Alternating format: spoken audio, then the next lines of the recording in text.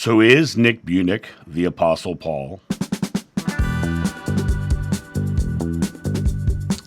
I just recently got a comment sent in on one of the videos that was accusing me of stealing Nick Bunick's story from the book The Messengers, and accusing me of just stealing his story. And she claimed that his regression was the same as mine, and all of the psychics, the way he found out was the same story as mine, and even what I remembered in regression was the same story as his. And she said, it's fishy. You're just stealing his information. When somebody contacts me with something like that, I know I'm telling the truth. I know I'm not sharing anything that's not truthful. I see them as a judgmental individual who's just trying to look at a conspiracy or looks at the negative of the world. And first of all, I want to say I'm so sorry. I'm so sorry that you're living that way, because that's got to be a terrible way to live, to be constantly looking for the negative, to constantly not trusting, to be constantly not putting faith that somebody might be telling the truth. I thought this would be a perfect opportunity to actually tell this story, because it's a story that I get asked about often, because I've mentioned on many videos that I've met Nick Bunick. For those of you who don't know who Nick Bunick is, back in the late 90s, he had a book called The Messengers. It was a New York Times bestseller. It was all over the place. And in that, he recounted the life of the Apostle Paul that he found out about after some psychics told him about the past life, and he had his regression. The story is very similar, but let me tell you the story about Nick and I, and how I met Nick, how I ended up having dinner with Nick a couple times, and what I think of Nick and Nick's stories. So for me to tell this correctly, I have to go back to prior to knowing anything about Nick or Nick's book. The first psychic who walked up to me was at a party in Canada. I was literally sitting there, and I had already had a few spiritual things happen to me. I had already read the Celestine prophecy. I was already seeing auras. And I was literally sitting on one side of a room in a friend's house in Canada, Milton, Ontario, actually. I was just sitting there in the room, and I tend to have this situation where I just kind of like look and watch the room and see the energy at play. And so I was just sitting there watching auras, watching energies. And this woman starts staring at me from across the room. And she, after a little while, and I'm like, it gets a little awkward after a while, because I know that she's sitting there right next to her husband. And suddenly she gets up and she walks across the room, and she walks up to me and she says, "I know what you're doing. You're looking at my aura." And I was like, maybe. She says, "You walked with Jesus in past life." And she was the first of the psychics to tell me. Well, the second reading I had with her, it came out that the Apostle John, and it was a very profound moment, because I just knew it was true. I just felt like it was true. We had started becoming friends, and we were talking about things. We were doing readings, and we were trying to really figure it out. And then I was specifically going out and just kind of processing, because I didn't want to be that guy. I did not want to be the guy who thinks he's Napoleon, right? I wanted to be a normal person who was having cool spiritual experiences. And what happened was, oftentimes in our lives, especially when you're searching for answers spiritually, books will pop up. And I was at the Borders bookstore in Annapolis, Maryland, and we had been talking that day, and I was we very much fresh in this whole experience. And I was in the Borders bookstore, and I saw this book, and completely turned me off. To be blunt about it, it looked like a girly book, right? It looked like a romance novel to me. And that's the artwork on the cover. Really looked like a romance novel to me. Something kept telling me, go back to this book. And I pick up the book and I turn it over, and I start reading about this businessman in Oregon who had psychics tell him about a past life, and under regression remembered being the Apostle Paul. And I was flabbergasted because I had no clue that there was somebody else out there who had this sort of situation. I was very excited, but also kind of blown away that there was this guy. We kept on going, and reader after reader, and then I started looking into who read for him. And I ended up connecting to two of the ones who read for Nick. And they both validated my past life. One of them, so much so that when I called to set up the appointment, the first word she says, "Oh my God, you're the Apostle John. You're John the Beloved," is what she said. "Oh my God, you're John the Beloved." So it was like these two readers that read Nick were now saying the same thing about me. It was a crazy time in my life. I was just having my mind blown daily. Eventually what happened was we decided that we should put this out like a book, like Nick did. I wasn't the writer at the time, but I had my entire story to tell.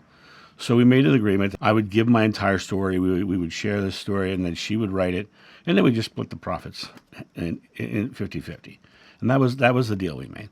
So she contacted Nick Bunick, and she became like email buddies with Nick Bunick.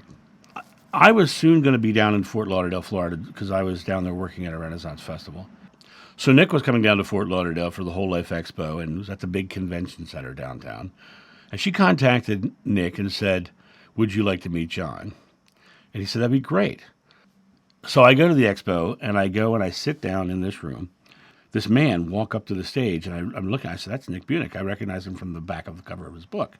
I said, "That's Nick Bunick." And he introduced Doreen Virtue, who gave a whole speech. And I saw that whole speech, and then I stayed, and I went to watch Nick Bunick. And watching Nick Bunick, it was the aura, the energy of the room was huge. And I could see like a separate aura behind him, which I later interpreted might have been, he called it the angel that some people see. I just saw a big energetic thing behind him. So I ended up going over and talking to Nick. We didn't have a lot of time because he was a rock star at the time. And we went up an escalator together having a conversation. And then he went and signed books, and I was standing here. And the line was down around the corner. There was no way that he was ever going to be able to spend real time with me. So I said, I'm going to go because you're very busy, and I understand. I don't want to hold on. We'll stay in touch. So we did. We stayed in touch. But when that book finally came out, we went on a book tour, and we ended up in Portland. And so when we told Nick we were coming to Portland, he said, "Well, let's get together and have dinner." So I went, sat down, we talked, we had a great conversation. Now, one of the things from my videos, that one of the things that I am very almost adamant about is that it doesn't matter who you were, it only matters who you are. And to me, that's very important. Past lives are a very interesting oddity. I don't know what reincarnation is. Like I said, I've met multiple people who think they're John, Paul, Peter, over 30 Mary Magdalenes.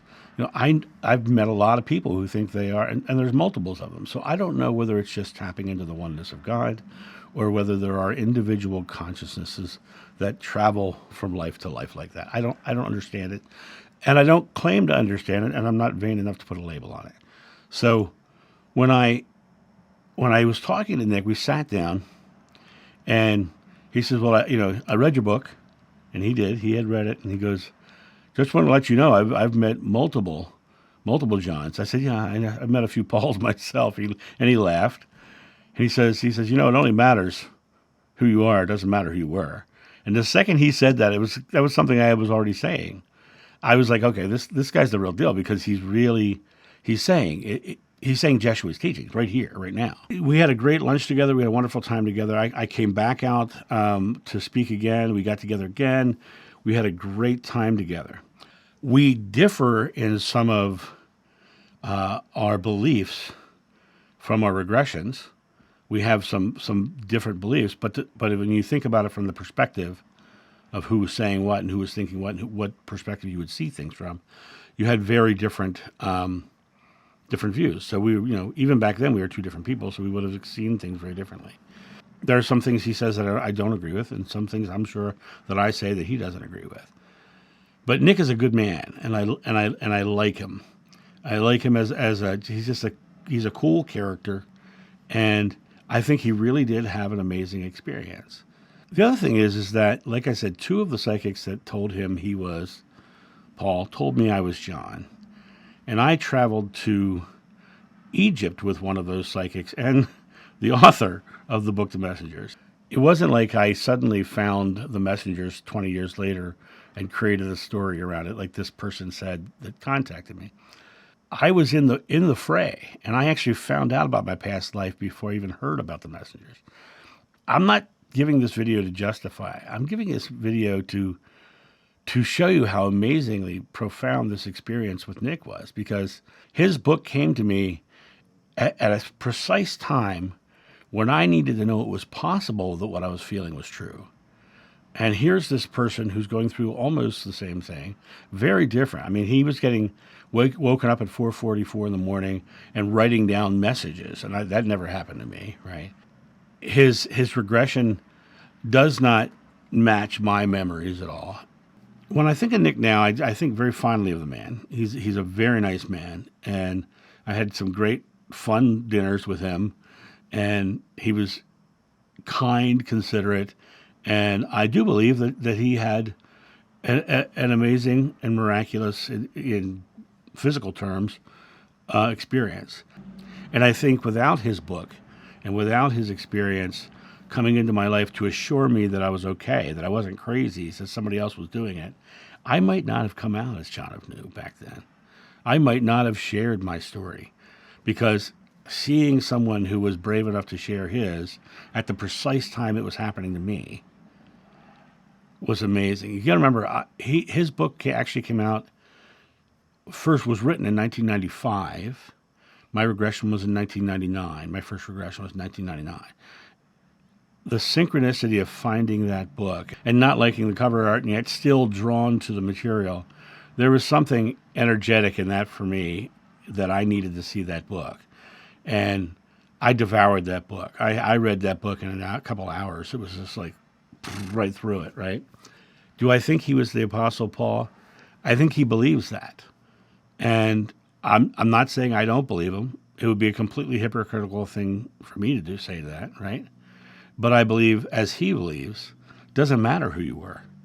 It only matters who you are in the here and now. And so that's my story about Nick Bunick and his experience with the Messengers and all that. And I hope this tells this person who wanted to call me a liar and a fraud that I'm not. Not that I need to justify myself to anybody, because I know my truth and I'm comfortable with my truth. But, if you're reaching out to judge somebody for their truth, you're just not comfortable in yours. That's my thought of this. You guys have a great day, and I'll talk to you soon. See ya. Bye.